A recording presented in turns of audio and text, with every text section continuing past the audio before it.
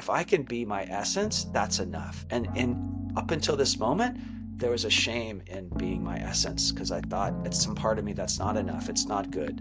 And now it's like, no, I know it is. I know being me is enough. Well, what something changed because I've had the thought, but this seeing, both really embracing the shame and the unworthiness allowed me to be willing to reveal whatever is true for me. So by doing this whole deep dive, I got to this really transformative experiences and practices that have come out of it. It's still an ongoing, strengthening new habits, but it absolutely was transformative for me. Welcome everyone to today's episode of Essence. I have the incredible honor to have with me John Kinyon. John has been an internationally renowned leader of nonviolent communication for over 25 years. He also mentored closely with nonviolent communication creator Marshall Rosenberg and was one of his most trusted students. He has been training, mediating, and coaching thousands and thousands of people and communities across the globe. And throughout the last decade, he has been integrating mindfulness and trauma healing work into his Mediate Your Life approach. In today's episode, we will be talking about how conflict is an opportunity for healing, how authenticity and healing are connected. And John will also share a very personal experience of how he met within himself a part that was deeply, deeply ashamed and how he moved through it. So this episode is really special and I hope you enjoy. Thank you. I'm happy to be here too. And as always, in the beginning of these podcast episodes, I invite every guest to connect with the last time that he or she was felt connected to the essence. And I did that the same thing also with John. So I haven't heard it yet, and I'm really curious if you want to take us to this moment, the last time that you felt your essence. When was it, and what were you experiencing in this moment? Yeah, so the first, when you asked me before we started to think of what came to me at a conversation yesterday evening with this close friend and colleague, and in the conversation, I really felt this. We talk regularly every week, but I really felt in this flow of the conversation that was really, I felt moved by what we were talking about, what I was talking about. So there was a certain kind of articulation that was flowing through me, which I could, share more about. So that's what came. Every morning I have like a meditation contemplation time, and this is my morning right now. And so, but so that's always kind of a place for me. But really, what the first thought that came was this conversation last night Mm. with this friend and colleague. So that's the one I'll go with. And yeah, you want me to just keep going, or is there anything specific you want to ask me about that? Yeah, thank you for sharing that. I find it always so interesting because this question of what is one's essence can be so vague and broad. So I'd like to know, like, what you felt inside your body in this moment. Like, how do you know, right? How do you know that you're connected with your essence? Yeah, yeah. So what feeling, it's still there when I think of that conversation, especially like certain parts of the conversation, but it's a feeling of it's hard to find words, isn't it? But that I there was a kind of energy of there's a strength of energy that felt like me, like it was like something about my way of being alive and on this planet and what I'm here to do. And I was like that. So, but the feeling was a kind of excitement, but it was almost, it was sort of quiet and yet intense and strong at the same time. This sense of like being in the flow of a river that was just something kind of coursing through me. So this almost electric, maybe that's where this is popping into my mind. There was a kind of electric energy of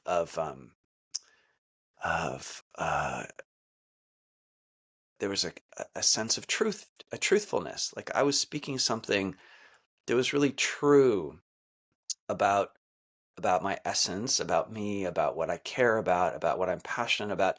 And that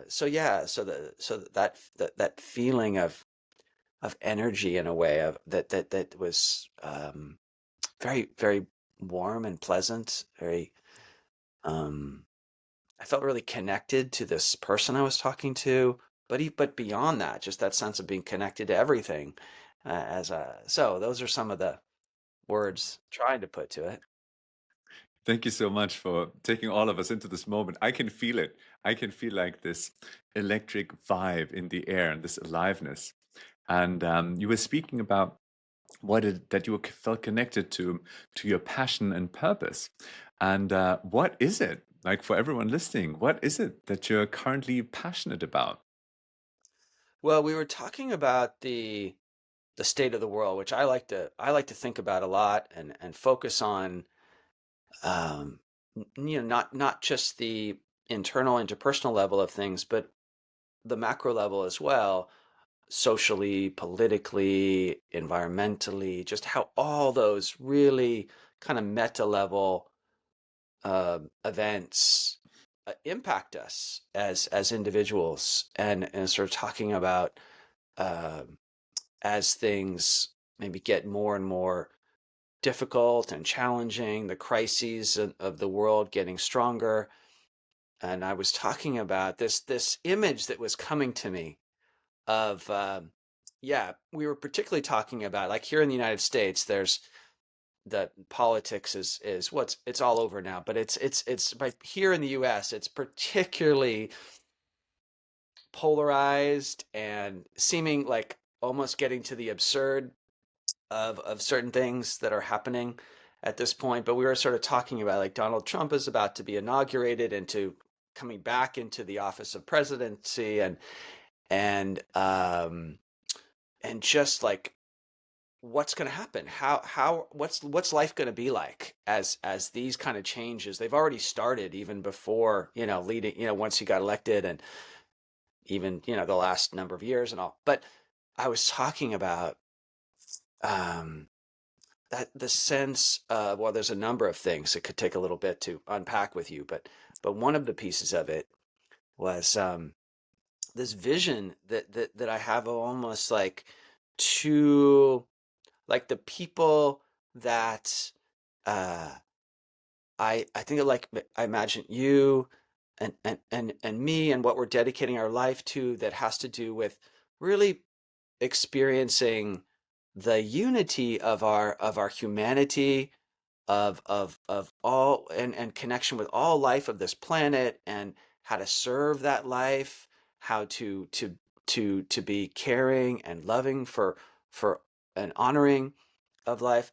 And so, like, kind of being in that place, right, kind of having the, and being from that place, being able to hold, like, um seeming paradoxes or contradiction or opposing ideas, and just being able, and that's a lot of my work with conflict. It's like, how do we hold those conflicting perspectives and ideas? And but people that are drawn to that sense that, yeah, there is a way to relate as individuals instead of group identities and polarized tribal kind of conflict, and more like, how do we work with the challenges, but in a way that's sort of open and embracing, and looking at diversity in a kind of healing and holistic way. Yeah.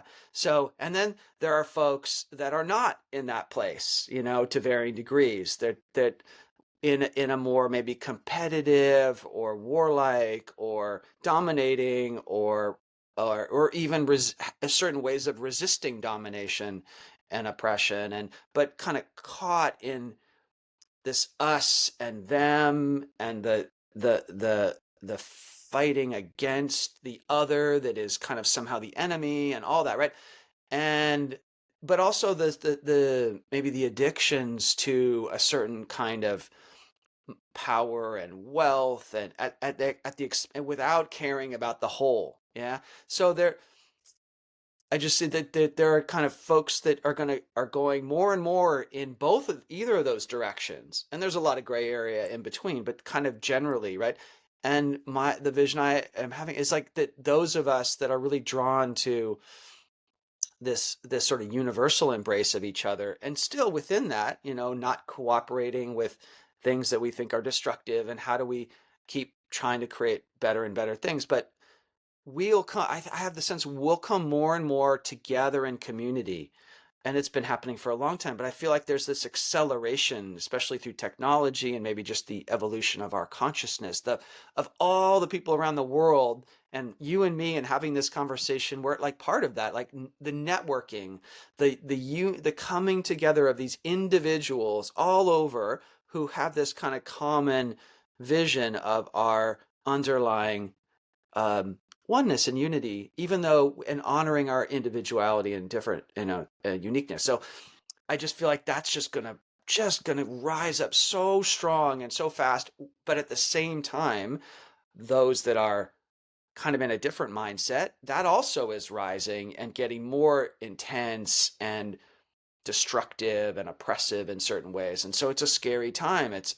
But this optimism, like that throughout life on this planet and even in the universe, life continues to evolve and actually get better and better in various ways, despite how challenging things can be. And even now, right? So challenging and so frightening in a lot of ways. And yet I have this, it makes me so happy to think of that there's a way to respond and to be in like the beloved, what is it called, beloved community, I guess, is, and just that can grow and grow, and as a way to respond to what's happening. So that's a few of the ideas that I was talking about with this friend, and the way that was just flowing through me as we were Mm. talking, and it seems so true. Like that is as a vision that inspires me and gives me hope and optimism, and fills me with a kind of joy, even though I'm at the same time very, very,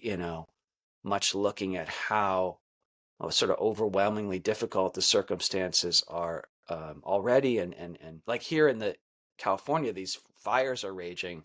So whenever people are listening to this, right now, the in Los Angeles area of California, Southern California, there's this incredible, like, more, and the biggest in history of the state, of fires that are just devouring down there, and it's climate change, and it's all kinds of changes that are happening that are devastating, and it's just gonna get more and more for a while, right? So anyways, how do we respond to that? That's what I think about all the time, and try to be part of.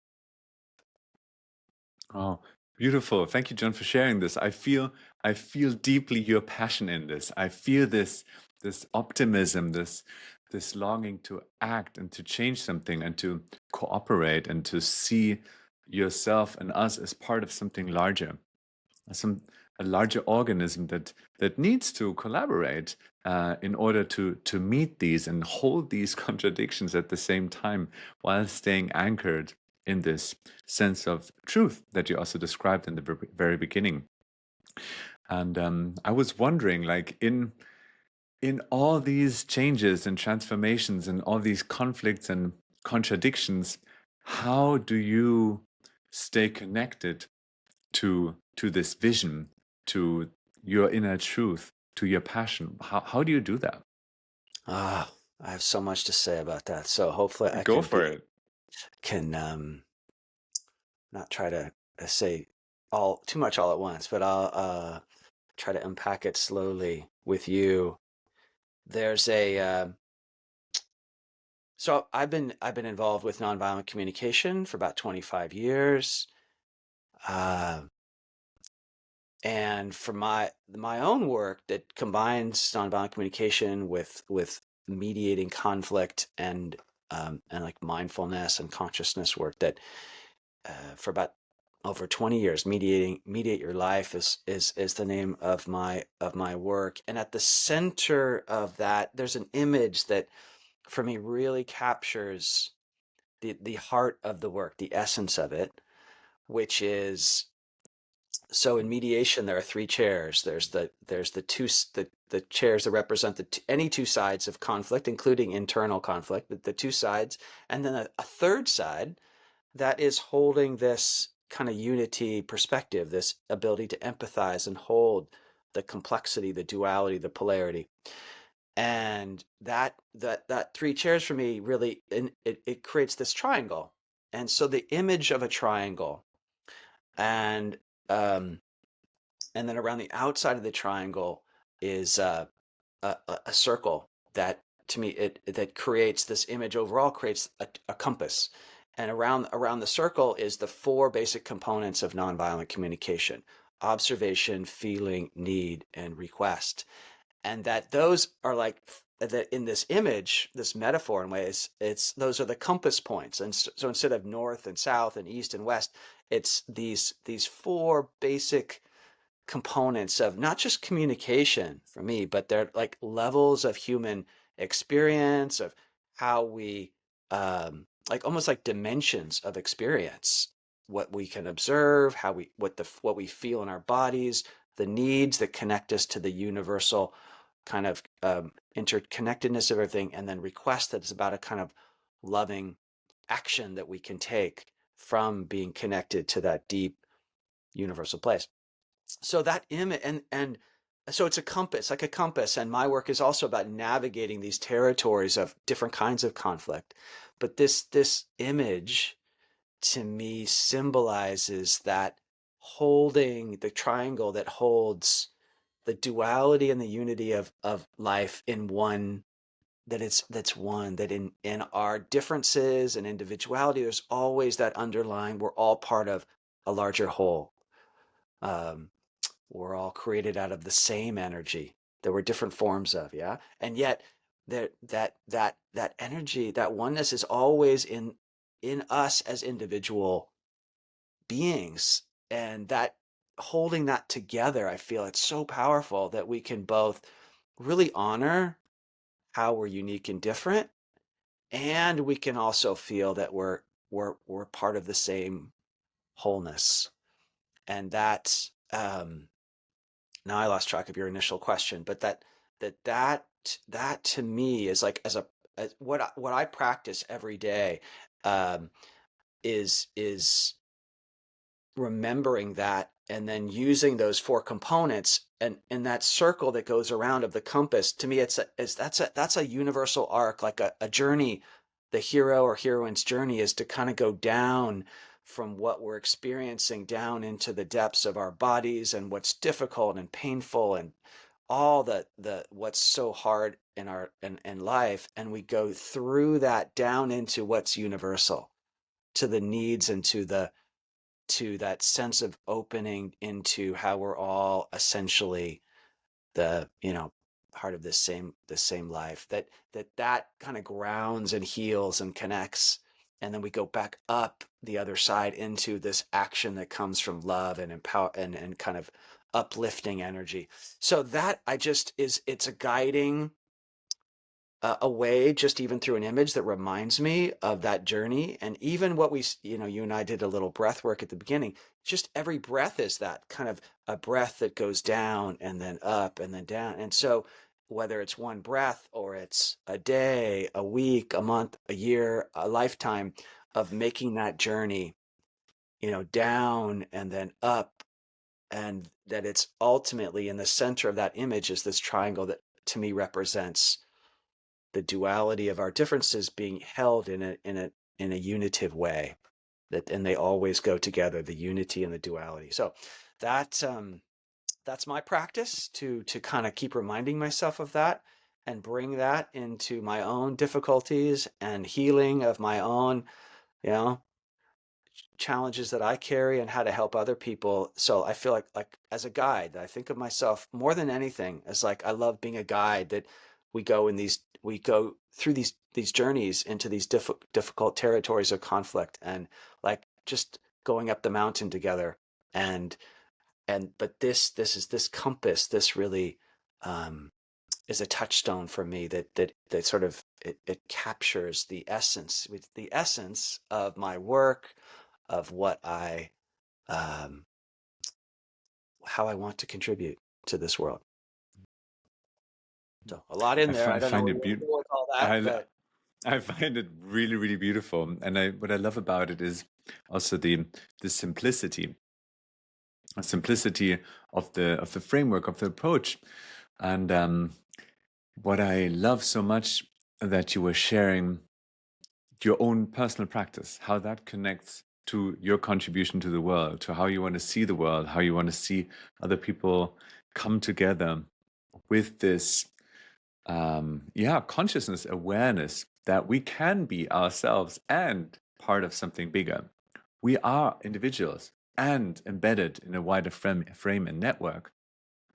And how you were sharing that every morning or every day you get connect with yourself and remind yourself of this, that all of this can exist at the same time, yeah, and that it's not just about mediating the conflict somewhere out there, but it's also internally that we can face these conflicts. And we have a mediator, the third chair, that can observe and hold both. And I was wondering now if when meeting others that might see the world as driven by competition, one against the other, win or lose, how do you invite others into this state of seeing the world, into this consciousness? How do you do that?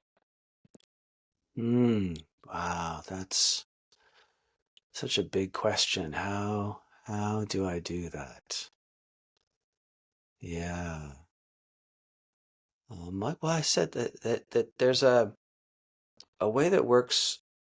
It's taken a long time to figure out my essence and to trust it.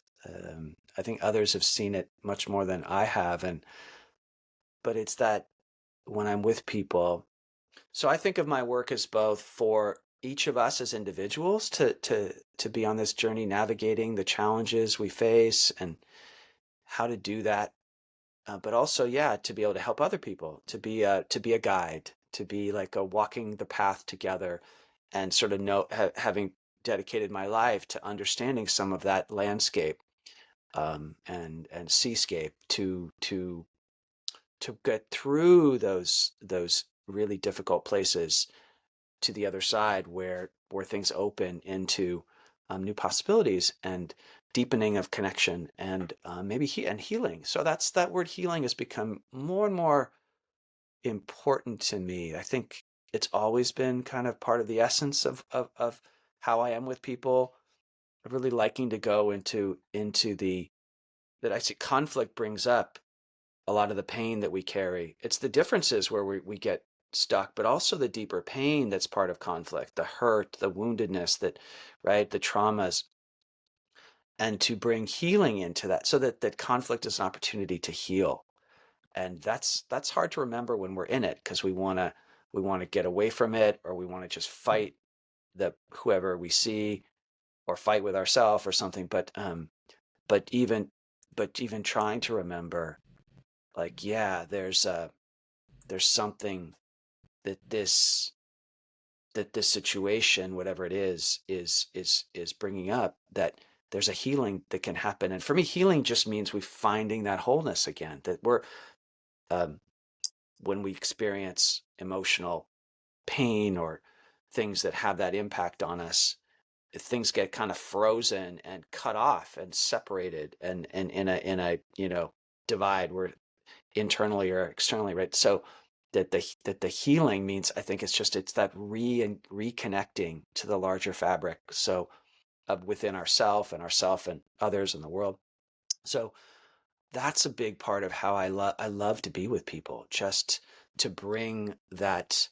It's not just empathy, it's like empathy plus this warm, inviting, loving kind of quality of presence, that invites people to drop down from their perceptions and thoughts about whatever's happening down into their bodies and all that's so like we carry all that pain inside and tension of conflict, and then to just keep traveling down into the place ultimately where it's like, oh, we all share these same needs. We all are part of this one, you know, existence. And then finding what's the what action can come. But there's something about just that orienting to people as like walking together. There's something about accompaniment, and I'm a big fan of Sarah Payton's work. Sarah is a an NVC trainer, but she's also really dedicated her life to trauma healing and neuroscience and um, those kind of those fields. And so she uses this term, or I learned it from her, of accompaniment.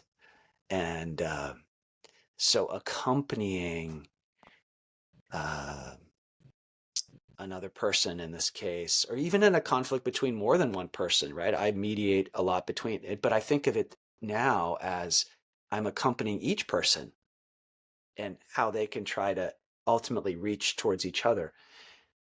But that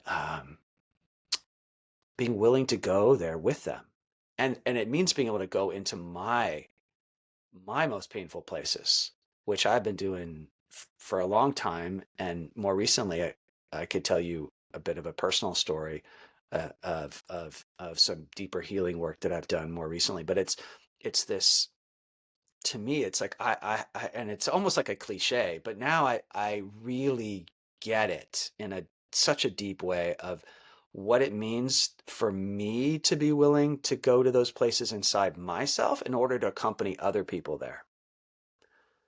And the blocks I have in me block me from being where I can accompany other people. And it's an ongoing thing, right? It feels endless, how deep those kind of fractures and fragmentations inside us go. But yeah, just answering your question about how to be with other people, that's ultimately, I mean, there's a lot of kind of skill and technique and, frameworks and all that, but just to answer your question in a kind of simple way, that's how I think about it. And that, I feel, that's the healing that in any modality, it's that kind of accompaniment with empathy and love, loving attention, loving, receptive um, resonance and care, right? And then that just melts and softens into this connection again. We're connected again. We're not cut off and isolated. And yeah, so let me stop there and see what comes for you. I would love for everyone on this planet just to listen to these last couple of minutes and really let it sink in. I was imagining, how could people in this world meet themselves and one another if this idea, if this concept, if this way of seeing the world really landed? And I totally resonate with what you were sharing about, I can only go with you to this place if I know it inside of myself. The resonance in these, if we would go diving, I can only dive with you down here if I can dive down there. We need to meet in the same place. And I resonate with, I as a guide need to do my inner work to meet other people in these places and sharing resonance and opening spaces and meeting in this warmth. So I find it so, the way you shared it, I found it so beautiful, and saying that what is healing, coming whole, reconnecting with these different parts. And yeah, now I'm so curious, because you left me with this cliffhanger of, maybe you want to share something that you've been exploring for yourself recently, if you still want to share that. I'd love to hear that. Yeah, yeah, yeah. So the stimulus for it was this event that I presented something for from my work, and afterwards I got some feedback that was really sort of shocking to me. It just totally surprised me, and it was really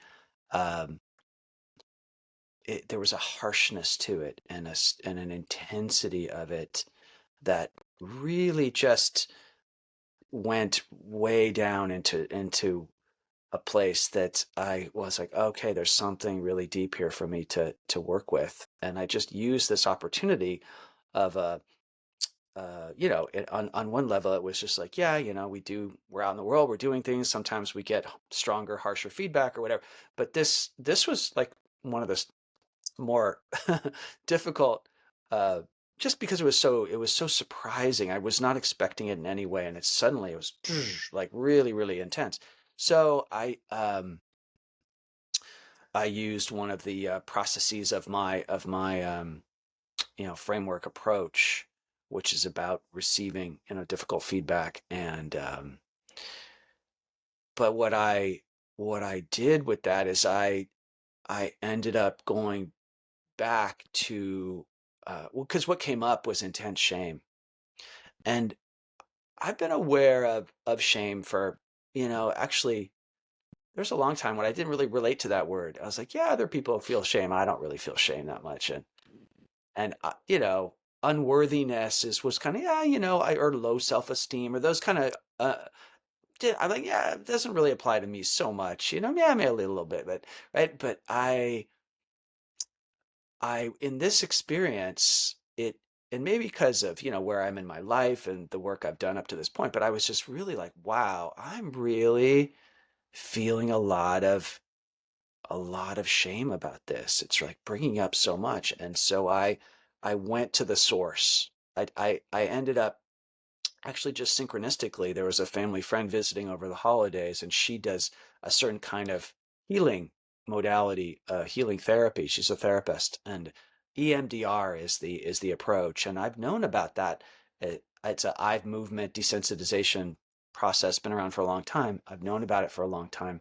I've never thought of doing it for myself. I've just never been drawn to it at all. Uh, but I've known about it. And anyway, so this, because it was a family friend that is a therapist in this, I did a session with her. Um,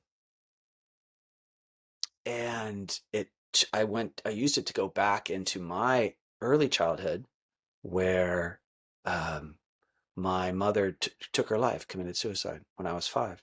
And before that, there were a few years of things that happened that were difficult, very, very difficult, and then her taking her life.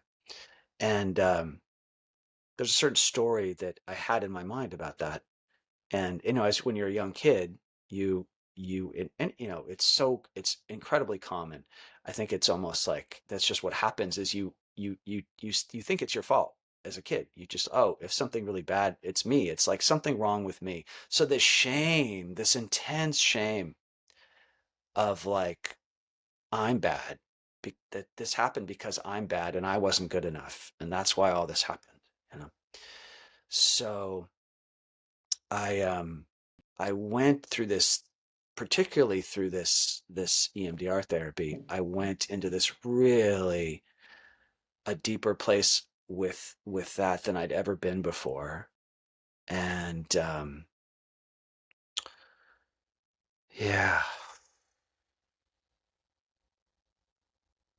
but in a way that was sort of bringing this healing to it of being able to um, accompany the parts of me that experienced that, and were so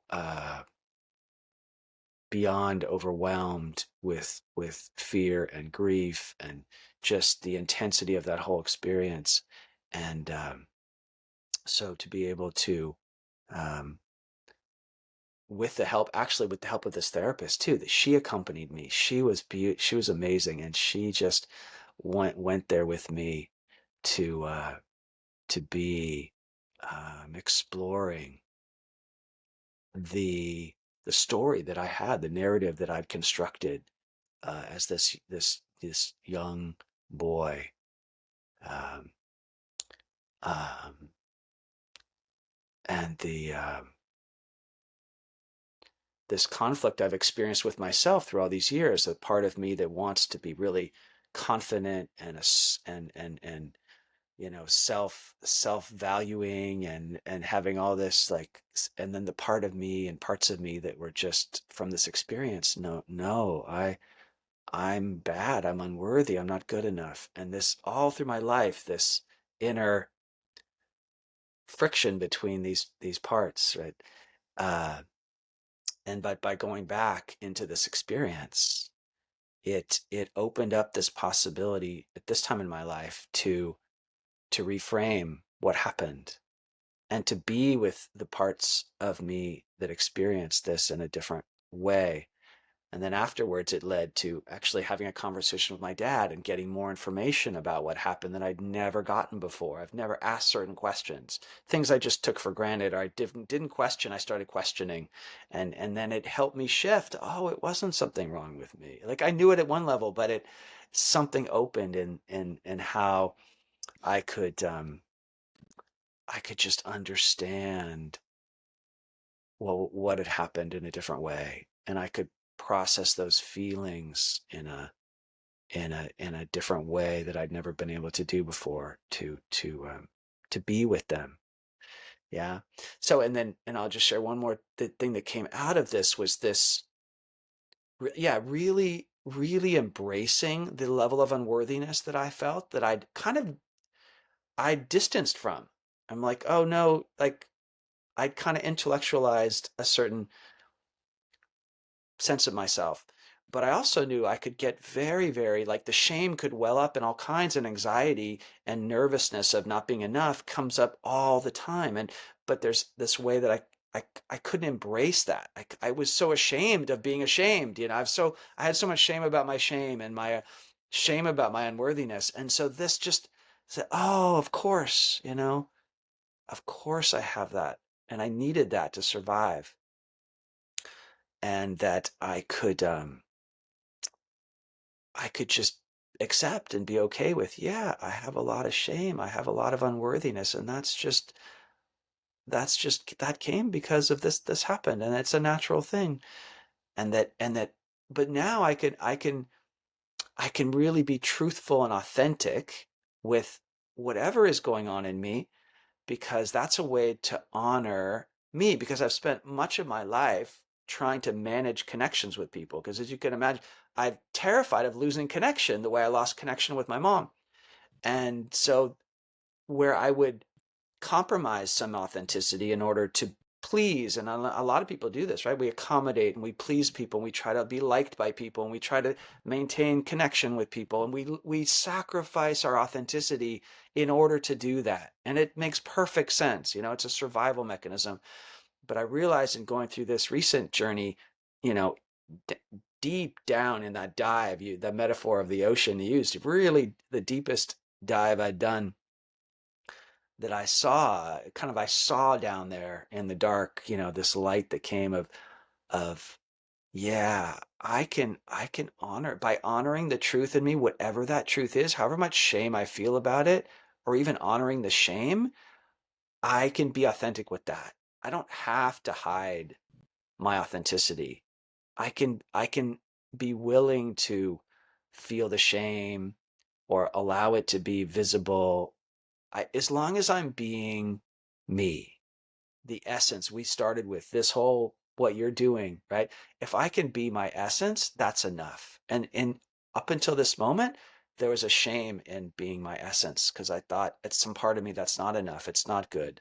And now it's like, no, I know it is. I know being me is enough. Well, what something changed because I've had the thought, but this seeing both really embracing the shame and the unworthiness allowed me to be like, it's fine, hard to find words, but that by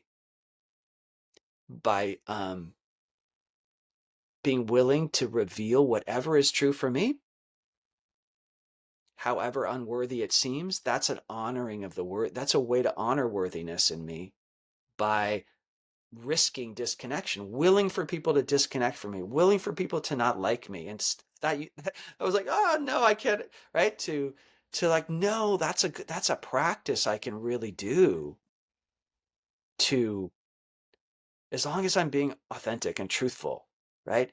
If people disconnect, yeah, it's going to trigger all kinds of pain and fear and anxiety and shame, but that's okay, because by risking that, by being willing to reveal that truth, it's a healing every time. It's a healing thing. It's an honoring of me being me, and and so by doing this whole deep dive, I got to this really transformative experiences and practices that have come out of it. It's still an ongoing, strengthening new habits, but it absolutely was transformative for me.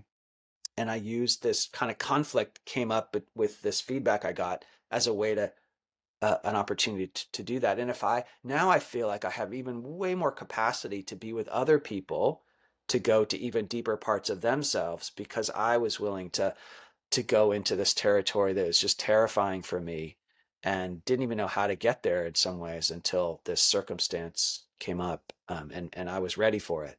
So that's a little bit of trying to put words to what that was on my own journey of conflict and inner conflict as well as outer conflict, and then how that can open me to being able to be more present to accompany other people wherever they need to go. Thank you for sharing this, for taking us all on this deep dive into yourself. And in me right now, I can feel it feels like my heart is also being stretched in this connecting with this depth, with this meeting oneself and oneself in such on such a raw, fragile, vulnerable level, being like, yes, I'm experiencing so much shame in myself right now. And yes, I'm running the story. And it's alive right now. And the willingness to go there um, demands a lot of courage. So I really celebrate you that you went there, and also for sharing this experience with others, because I can imagine um, it can invite other people to hear from someone who has been mediating conflicts within himself and with others for so many years, for more than 2 decades, that it's not something that you complete and then you're done and you're like, ta-da, solved all the problems inside of me and in the world. It's this process of continuously meeting yourself, daring to go there, to become more and more whole. And I wanted to ask you again, you already shared it, and I found it so beautiful. I would love to hear it again in your words. The connection and relationship between um, authenticity and healing. Like, yeah, maybe in your words. Can you frame the question? Authenticity and healing. Yes. So in now, having gone through this experience,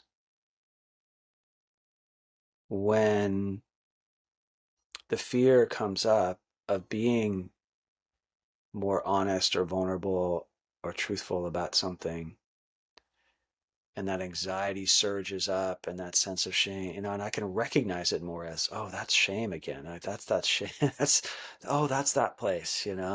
Um, if I now, with enough awareness and practice, that, like, okay, am I willing to share that truth, really, and all the people that I've most admired in my life, like, say, Gandhi, and he talked a lot about truth and his experiments with truth, and there's a way, like, I had a sense I wasn't totally getting what he was saying about that, and now I feel like I have a deeper understanding, like, what it means to honor the truth, right? That word gets used a lot, right? And we're in a kind of time of human history where truth is really like a so and a lack of truth or confusion about truth. But anyways, a state my experience is, if I'm willing to have, as you said, the courage, if I'm willing to risk, if I'm willing to sort of walk through that fire of, and it feels like a fire of intense fear,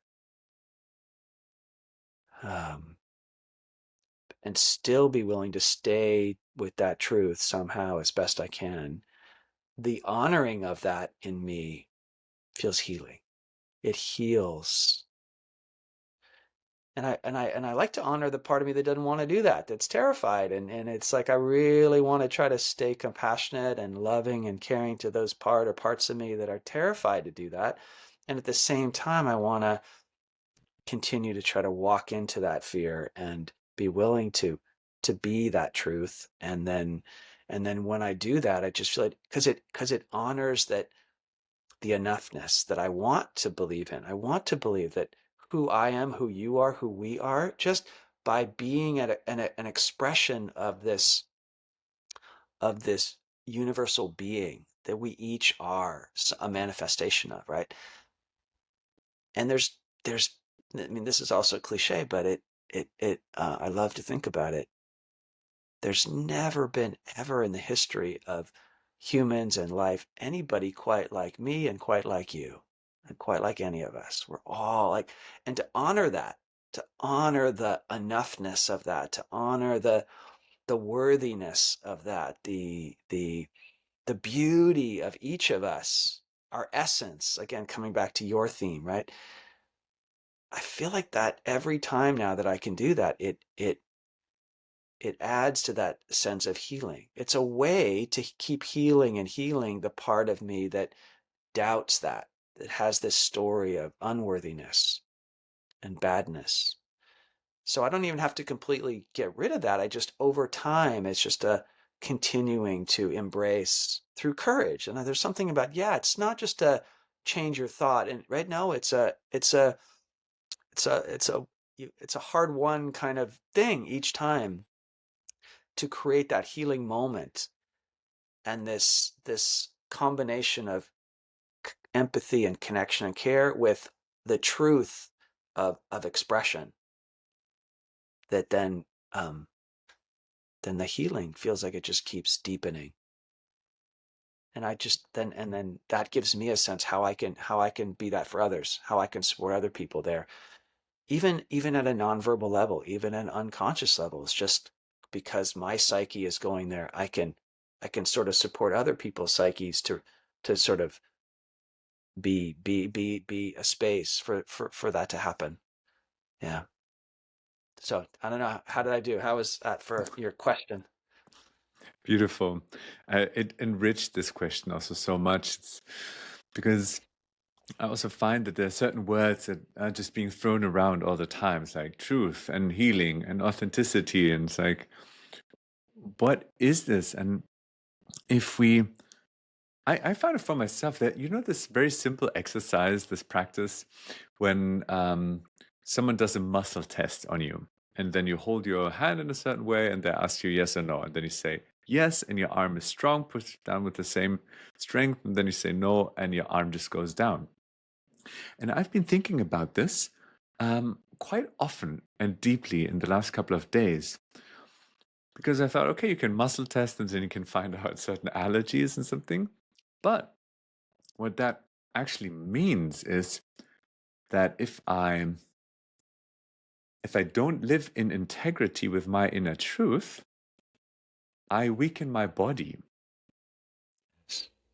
And I've been thinking about it. It's like, this is so true and so deep because it's so obvious. Like with the simple muscle test, it's not living your integrity. And we do Literally, that you can feel that weakening. literally weekends. Yeah. Yeah. So I've been thinking, okay, how am I not living in integrity, not just in a simple yes, no, but in other ways of my life? And I'm just still with this question and I want to explore it more and more. And I really want to explore which kind of impact that has on health as well, not just for me, but for many others. If we don't live in integrity with ourselves, we are harming ourselves, and not just in a metaphysical strange concept, but just experience in that moment. So that's why I find it also interesting to hear that from you, this relationship of authenticity and healing or health or being whole and connected. Yeah. Well, and you're using the word integrity too. You're bringing, because all these words are sort of similar, related, yeah. But the way you brought that in a very concrete way too. So I feel like we're grounding these concepts in really kind of sort of visceral ways, right? So you just use the muscle testing example, right? And that sense, like how integrity literally means a certain kind of strength, right? The integrity of a building, say, or something, right? It's like there's a strength there, and how integrity relates to being willing to express, reveal the truth of our experience of what's actually true. And so then that this I've and as I have these kind of experiences, I continue to reflect back on Mhm. what I've learned from NBC, and particularly Marshall Rosenberg, who created Nonviolent Communication. And I spent a lot of time with Marshall for over a decade,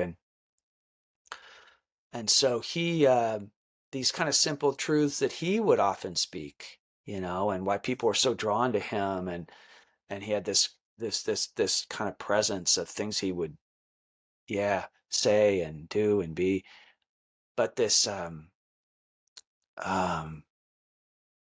honoring the aliveness. Marshall would sometimes, he would say things that scared the hell out of me. And I almost couldn't even stay focused on it.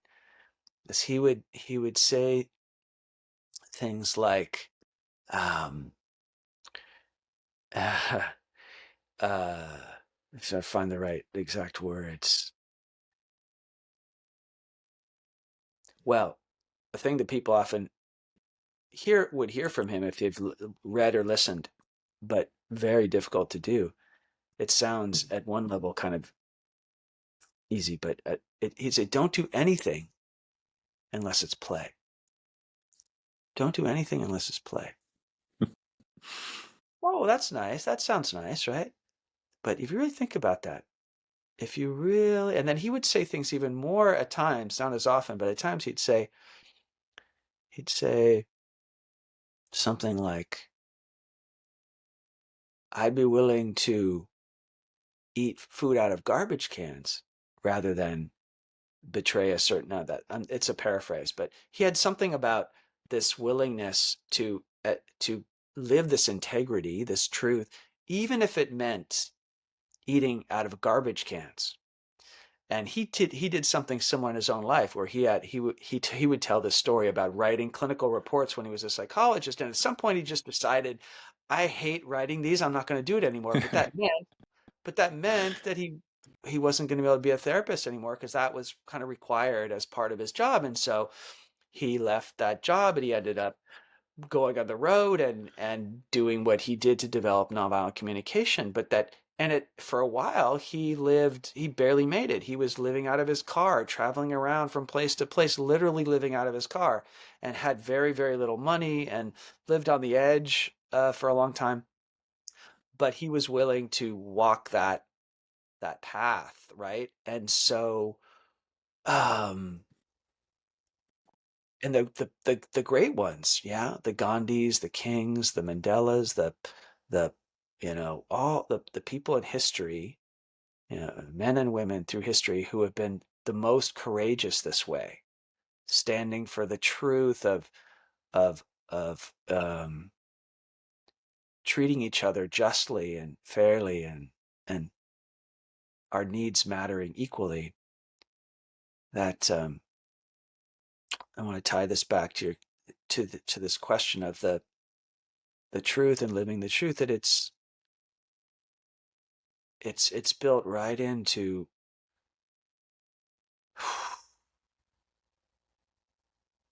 to what drew me to this path is there is a aliveness that's in us moment to moment, and we can express it, we can listen for it in others, and then we cannot do that too because it's really scary. It's hard. There's a big cost maybe, and it and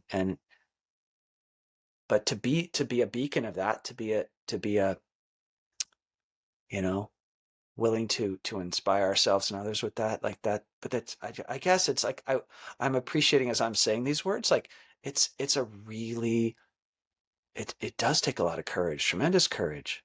And I sometimes don't have it, and I succumb to the shame and the fear and the, you know, many times.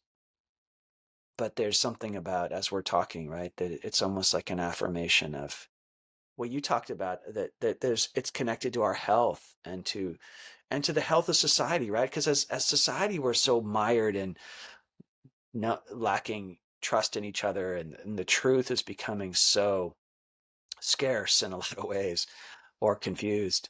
So there's that. I think what we're talking about just goes to, it goes so core to health as individuals, but health as society. And yeah, I don't want to get too philosophical. I want to stay with the stay close in with your question about this path of honoring what's actually true in us. But I feel like it can take everything to be willing to do it. Yeah.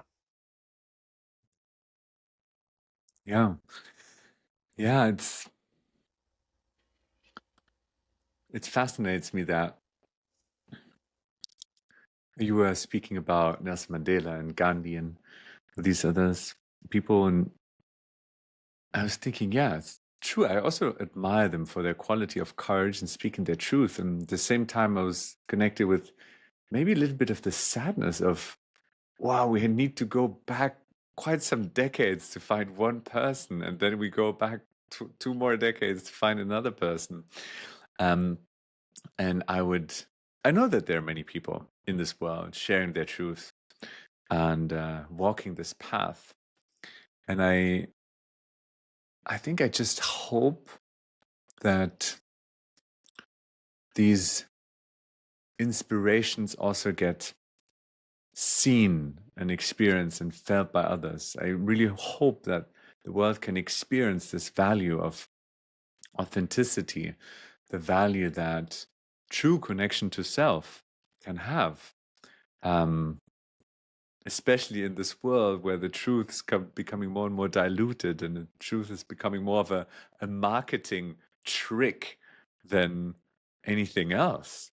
So yeah, I deeply wish that people can experience what authenticity can actually mean for them, and that everyone finds his or her courage to walk this path and speak his or her truth. So I'm really glad you said what you just said about these luminaries of history that really stand out in this way.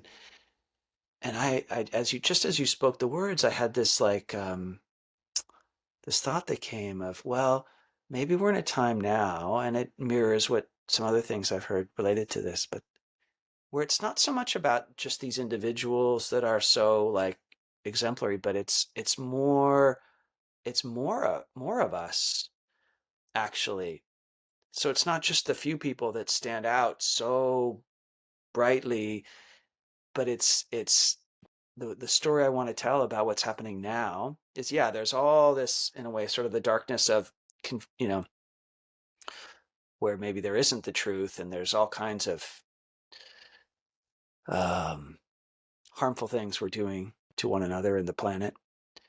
But that at the same time, this growing, rapidly growing, how many people are doing what we're talking about in just as courageous way, just as powerful, like that and it's just under the surface, like how many people are doing that. Yeah.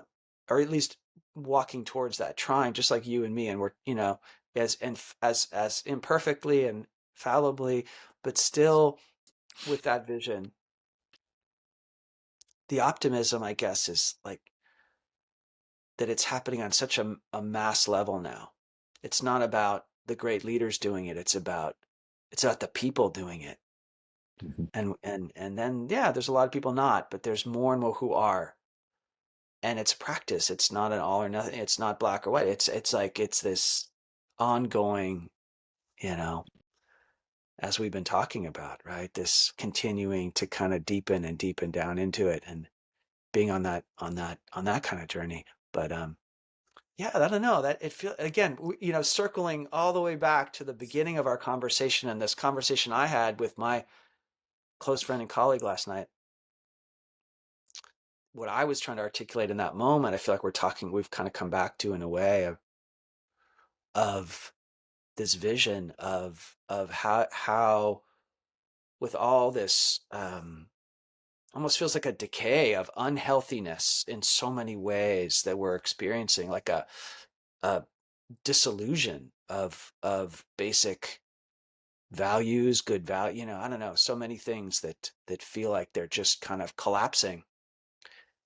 Uh, but that sense that the individuals who are drawn to the things you and I are talking about are just growing and we're finding each other. Yeah, we're finding each other and we're coming together, and in that togetherness, we're individuals, but we're together and we hold that universal embrace, even with the people who are doing the stuff we really find so abhorrent and hurtful and harmful, even them holding like, yeah, you're part of us too. We're all part of it. We're all this one life of this planet, even if you're doing these things, right? So I feel like we're finding each other, we're connecting with each other, we're knitting together in this more and more powerful way, because we can't do it ourselves. It's this, and we have the technology now, like you and I talking, and so many people can listen to this, and it's happening, in myriad ways every moment all over the world, and we are connecting to each other. We're creating this community that maybe um, in a miraculous ways will just who knows, right? Who knows? But I, I I get the sadness. I often feel that sadness that you were, but I'm now continue to come. This image keeps coming to me of of what you and I are talking about here, and the way the way we're finding each other to come together. Yeah. Beautiful. Also, I have this sense being connected to this hope and what is happening in the world, that all of these us individuals are understanding now, as you were sharing, that we are part of a larger organism. And I think it's kind of this understanding. It's not just you and I or the others, and not a separation, but part all of the same organism. And I think through this deeper connection and knowing that we are connected in a way, it's maybe not one Gandhi, but a bigger organism that's composed of many little elements that all can now strive towards a similar vision of the world, or way of being. And I deeply, deeply feel that. Now, I've been living in Berlin for the last 7 years, and I've seen so many people starting projects in the world of like conscious communities or conscious projects. And throughout the entire world, more and more of these little pockets are popping up, and yeah, like sharing their contribution with the world and connecting to form this larger organism. It's connecting with other pockets, and that it's like growing into it, like you're saying, like an organism, or um, a yeah, kind of some meta level of our of Mhm. love, of kind of that divine sacred communion, the communion of all of us and all these pockets, and it's powerful. I think the energy of that is really powerful, even though, yeah, the conditions we're in right now are it seems impossibly difficult. It seems we're impossibly, close to the edge. And yet, when you just said about the pockets and those interconnections happening more and more and more, and that